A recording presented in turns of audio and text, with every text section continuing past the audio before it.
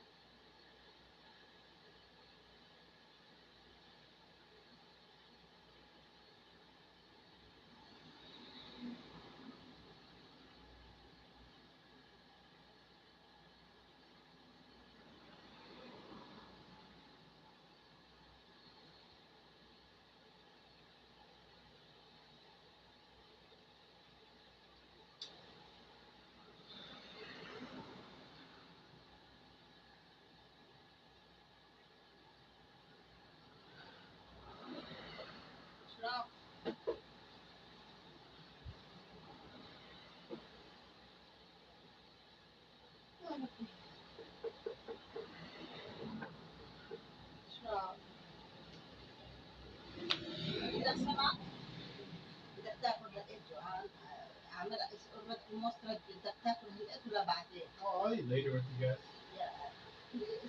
You guys gonna eat? Yeah, when you eat, I'll eat. Okay. All right. All right, but don't give me too much. I'm okay. Thank you.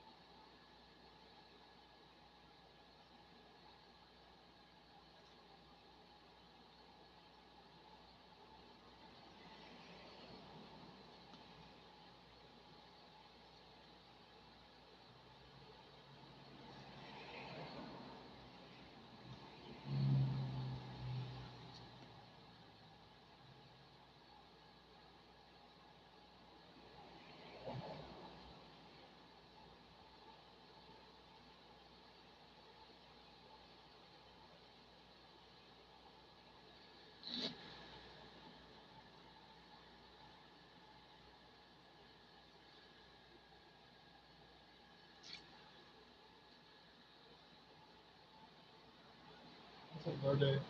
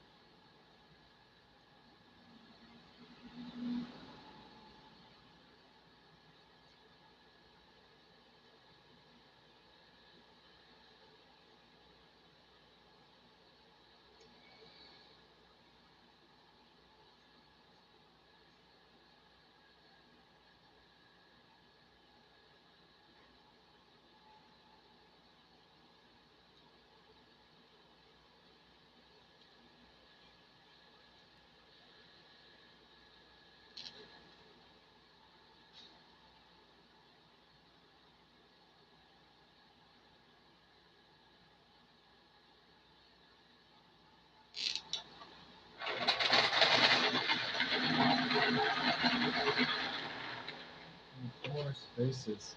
These little spots. So this is a spirit log, and it has these special properties that can hold a soul, and you can have complete privacy in this journal, right? And allow people who you want to see the contents of it.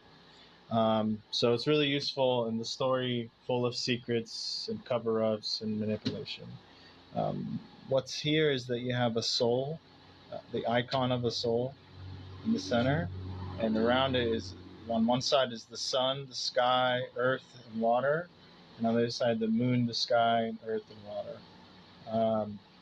So it's sort of like this idea where you can't find life unless there's water there, and certain conditions like sunlight, the moon to control the tides or whatever.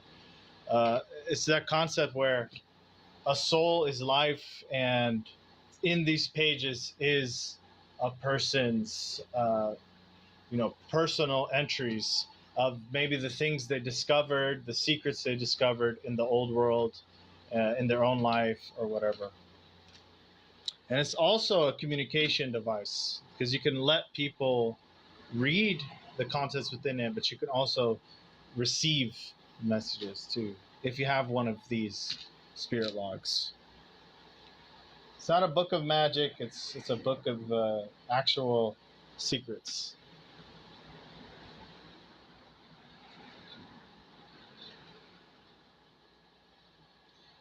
So I was thinking that it actually shows the location of that person's soul in the old world, and that maybe everyone has a little bit of a different kind of window plane on the cover where they see the environment, with the sun, the moon, the earth, and the water that would be around there. If that's what would be around that person's soul, maybe there's another soul who isn't like that, who has maybe more, I don't know, fire, volcano type environment, dark night sky.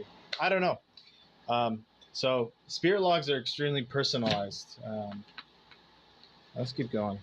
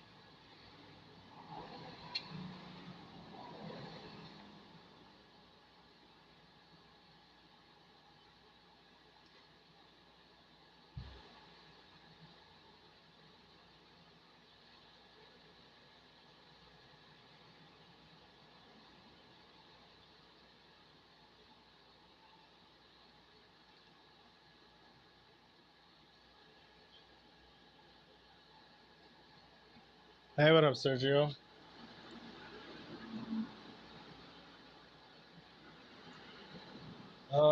What do the books do? These are spirit logs.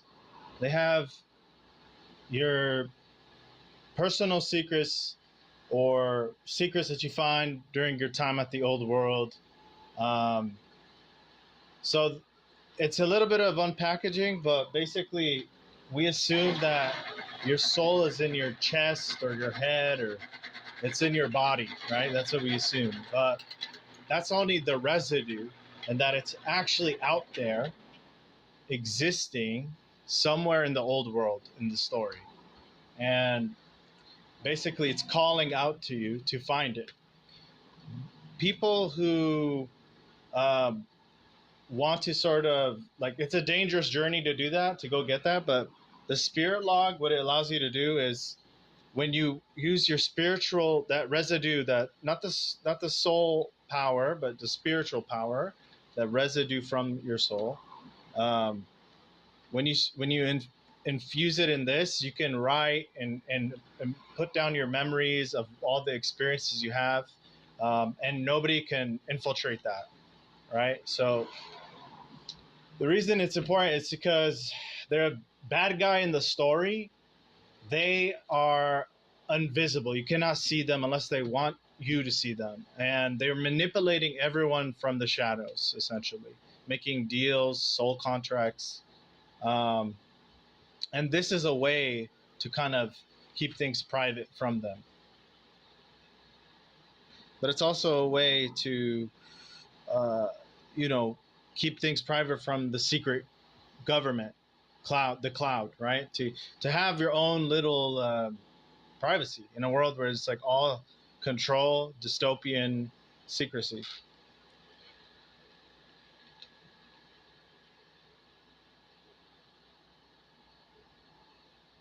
Thank you, Ren.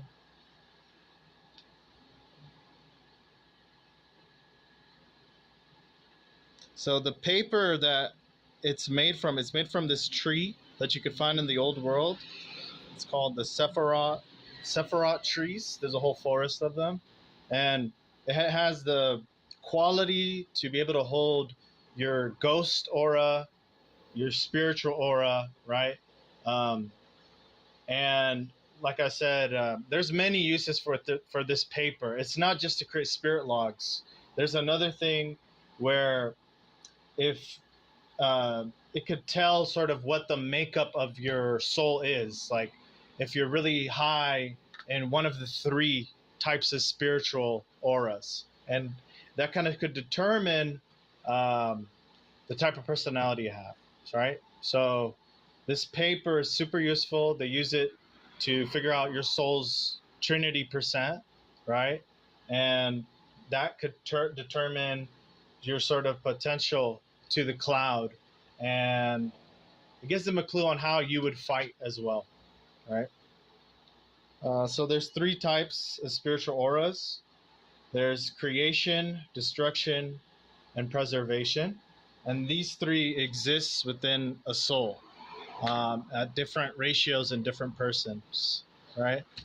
So this, it's called the ghost trinity, and essentially based off of that ratio, that trinity percent, um, this dystopian government, the cloud uses that number to determine whether you're going to be a threat to society that they control or an asset to them, whether you're going to be um, a threat to the status quo, right? Because that's what a dystopian world is all about: keeping secrets and keeping the establishment going, keeping the status quo going.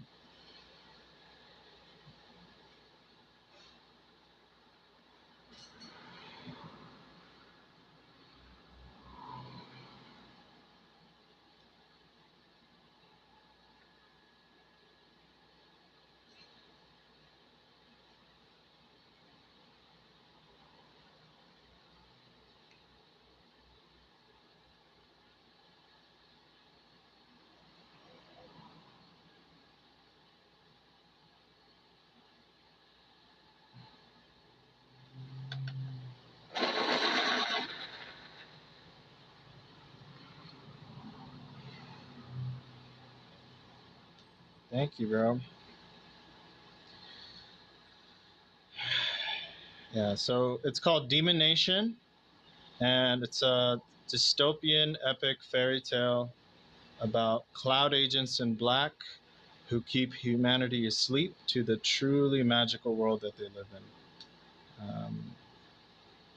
The story takes place during a time where humanity's on the brink of disclosure, and they're going to find out the truth. Depending on how that truth comes out, determines whether they see those fairy tales as monsters or friends. And there's a whole, like, it all connects. These macro world events connect directly to the main character, Soccer, and how he is sort of a encapsulated, um,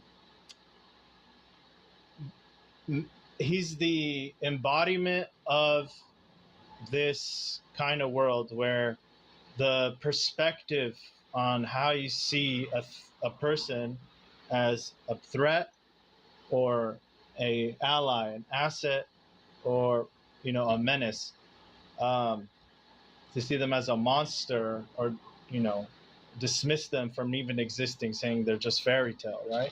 There's this whole thing about perspective in the story and how groupthink is the main way truth gets manipulated. And when that disclosure event does occur, the truth, it's gonna come out, but how they understand it is where that manipulation is going to occur. There's a lot of different forces at play in the story. A lot of, like I said, there's a secret world government called the Cloud. High above the heavens and just below the clouds exists a top secret organization, so secretive that no one even knows their name, whose sole purpose is the preservation of the new world. They created this artificial new world around this chaotic old world that everybody was once from. And humans live on one side and fairy tales on the other. But they make sure that the fairy tales don't unite and that the humans stay asleep in order to keep control. And you would think the Cloud is the enemy, but the Cloud is really just the hub of power for all these different factions that are even within this social order, where fairy tales living in a situation where the cloud makes sure they don't unite by causing wars and conflicts and struggle. A lot of them just want to have a better life for their family, so they flee over to the human territory. But over there, they risk waking up humans. And by waking up a human, that's the number one taboo of the New World, right? Because it could cause them to go into shock. And, a lot of those ancestral memories start coming back, or just a lot of bad things start to happen, basically. And it happened, though, so much that the Cloud was like, okay, we can't just kill every fairy tale that comes through. Let's make them actual citizens. They have to put this chip in their neck called a citizen chip. It's a scramble chip that makes them appear human rather than invisible to an asleep human in the story. There's so many layers to it. I mean, there's a whole thing with the weight of your soul and how that connects to perception, and that the reason humanity can't see fairy tales is because their soul weighs exactly 21 kilograms. And this is like this threshold. Once it goes one decimal point up, then the awakening starts to happen. So, but it's really difficult. There's a whole thing going on in the background, and obviously so many secrets about the world that it's taking place in, why it's that way.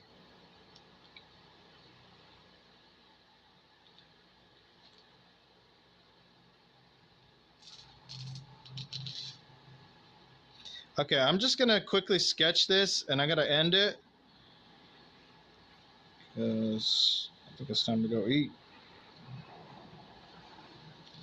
We're just gonna put the rough sketch down like this.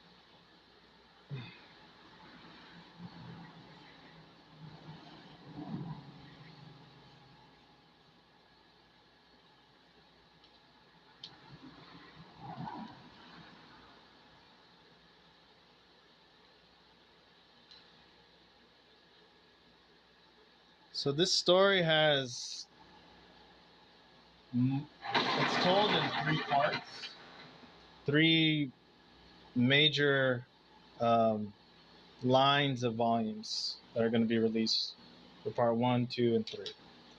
So in part one, we're dealing with the New World, which, if you look at my posts in the past, you'll see some pictures of it. Uh,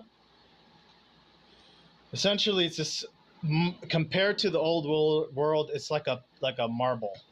It's just like floating crystal ball covered by this limbo mist to protect it from the dangers outside in the old world from coming in, but also to prevent anything from inside going out, unless you have a special device, a transportation device called televators. And they're like these elevators that are transspatial, thus televators. And outside of the elevator, it'll look tiny. Maybe you could have a fancy version. Here's a simple version of it. It's got an up and a down. And there's a lot of symbolism in this story. But so an up arrow and a down arrow, which direction it's going. Here's a very crude drawing of a televator. Outside it looks small, but on the inside, when you go in, space can be manipulated so it can have, if you wanted to, a whole presidential suite in there with like a swimming pool and all this stuff, right? Installed in there. There's a lot of things to it, but essentially, for them to exit the limbo mist, they need this type of transportation. And it's the main transportation you'll see to get places quickly in both the new and the old world. But there are other ways to get around the limbo mist that are illegal, which the cloud doesn't control, and it's kind of under the control of these different fairy tale mafias who own certain territories. So you got like the Hunter Mafia, the Helsing Mafia, the Helsing family, the Goblin Mafia or the Stiltskin family, the Nostrafari Mafia family or the Vampire Mafia, and the Demon Mafia or the Akanami family. So these guys are major powers. They control a lot of the key areas, and they have to obviously bribe cloud agents and do all this stuff to get by. Another thing is to get around the cloud's detection system. They'll create hybrids, so they'll have a human and a fairy tale have a baby, and for some reason humans, they have this powerful instinct, it's called inheritance, to be able to actually have hybrid babies with fairy tales, while fairy tales can't do that to other different fairy tales, right? So they'll do this to go under the radar, so when these men in black kind of cloud agents with their sunglasses, these glasses called soul specs, go to see who they are, they'll see it register as human, which you don't need a citizen chip if you're human in the story to be in the human territory. So that's a little, I guess, thing to note about the story world. Okay, I've been yapping a lot. I think it's time.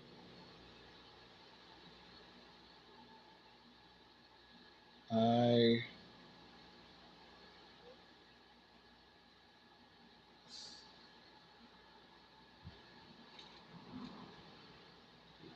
wrap this up. Okay, it's going to be a crude version of it for now.